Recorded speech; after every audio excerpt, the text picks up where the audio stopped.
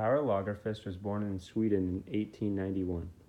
He was raised in a very religious family that practiced Christianity. He is quoted as saying that he had the good fortune to grow up in a home where the only books known were the Bible and the Book of Hymns. Unlike many of his contemporaries, he did not critique religion often in his writing. When he first attended post-secondary school, he only attended for one term before dropping out to study on his own time. Things like these describe him as very individualistic. He was very to himself, and he most likely developed this during his childhood in his experience at home. One of the main themes in almost all of his writing is a word known as angst. It is Swedish, and it translates to anxiety. Essentially what it means, and one of the best examples of it, is the world before and after World War I.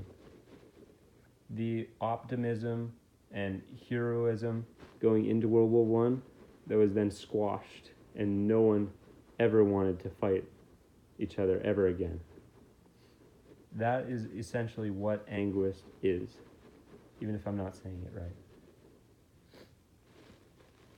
This theme kind of lends itself to loss of innocence. It's very similar.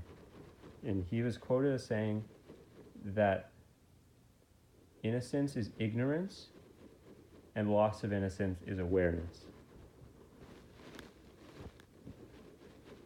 In the early 1900s, he studied French art for a while, where he discovered a art style known as Cubism.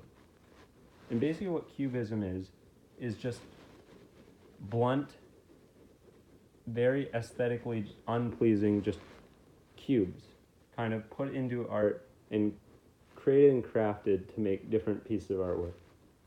He really liked the idea of this, and he thought it would be very valuable in literature. The opposite of this, which is naturalism, which would be, say, taking things as they usually happen in like real life and basically mirroring that into the story. He really believed that you should really almost forget what reality is like when writing.